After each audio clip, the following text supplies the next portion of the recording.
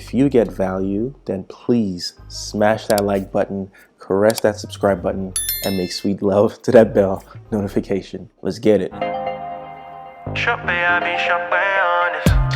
Someone I know got me on the next thing.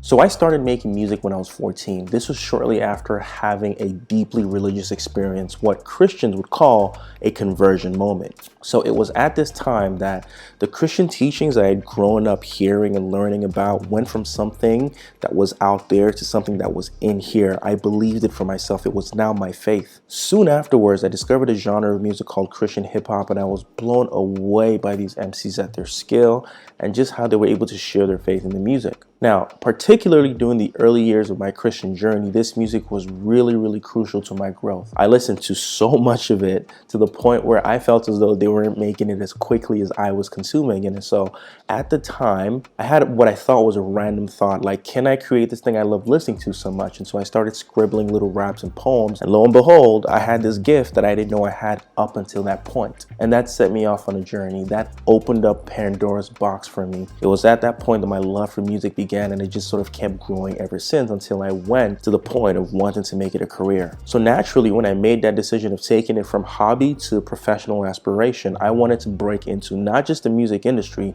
but the Christian music industry. In fact, I had a very judgmental attitude towards non-Christian music, what Christians call the secular industry. Now I just call it the mainstream. But yeah, I really looked down on those not making Christian music, those not listening to Christian music, and even worse, like Christian artists who were not making Christian music. No.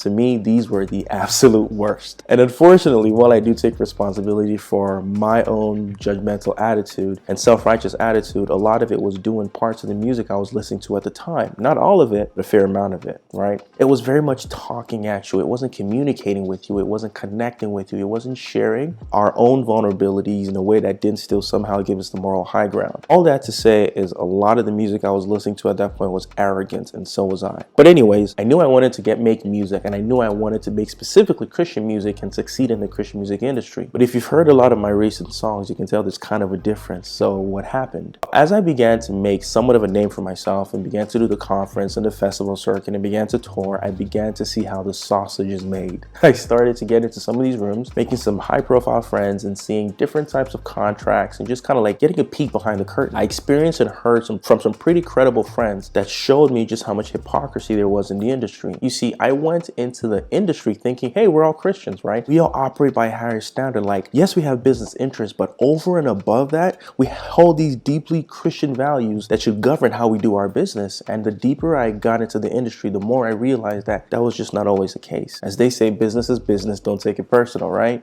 So I found a lot of the same kind of griminess in the contracts and the behavior that you hear about on the secular side carried through right to the Christian side. So you know those kind of contracts that hold like crazy amount of control over people, their name, their brand, their identity? Yes, that we've all heard about in the secular or mainstream industry. Similar things exist on the Christian side. So I can't tell you how many stories I heard of people who were taken advantage of, treated very unfairly, and then very quickly cut off and discarded. I remember this one guy. He was a road manager for a major Christian artist. He and his wife literally just had a miscarriage, okay? Like, they lost the baby. Very sad story. And because of the stress of that situation, understandably, he wasn't necessarily at his peak performance, right? His work suffered. He was a road manager at the time, but his mind and his heart wasn't there because he and his wife literally just lost the baby. You know what they did to this guy? They fired him. No leave of absence, no break, no like, hey, we understand what's going on. They fired the guy. And so he goes to them and he's like, yo, guys, you understand, like, I literally just had a miscarriage, right? And they're like, yeah, we're sorry, unfortunately the job is the job. And homeboy got fired. And that's just one of many similar stories where individuals were just not treated in the spirit of and in keeping with the faith that we all claim to profess. And some of this was very jarring to me as I began to look at some of these contracts that I was being presented, or other contracts of other artists, and I was blown away by this stuff. As I started to get behind the scenes into some of these rooms rooms as I began to have some of these conversations. And so I began to realize that for a lot of individuals, when it came to business, it was difficult to see where the Christian ethic came and where the bottom line, hard dollars, empire building requirements came in, and which of these two priorities won when there was a conflict. And then to hear in the music portrayed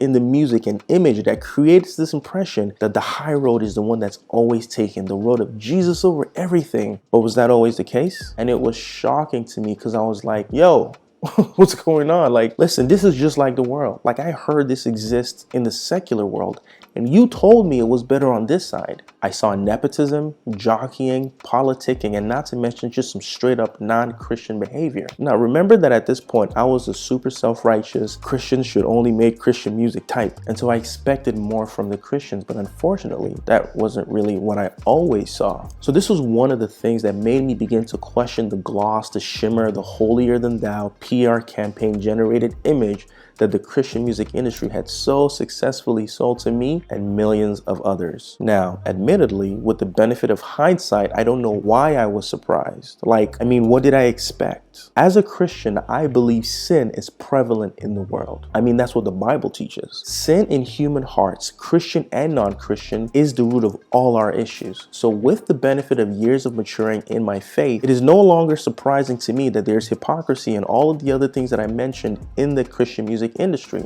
It's sad, but not surprising. Why? Because at the end of the day, you're still working with human beings. And according to true biblical teachings, the main difference between a Christian and non-Christians is that Christians recognize their sin, they recognize their inability to fix themselves and that broken relationship with their Creator, and have turned to a Savior to remedy this. As Lecrae once said, I'm not a Christian because I think I'm strong. I'm a Christian because I'm weak and I know I need a Savior. To keep seeing more great content from this channel, don't forget to subscribe and hit that bell notification. And if you want to support this channel and what my team and I are doing, please go join the Culture Rich World mailing list for special discounts and perks on some of the amazing pieces we've got. Links in the description. Check out these music videos for some good vibes and this playlist for more great insights. I'll see you next time. Peace. I'll admit it. Yeah, I get it. You've been holding me down for a minute. I've been taking too long, I'll admit it. Yeah, I'll admit it.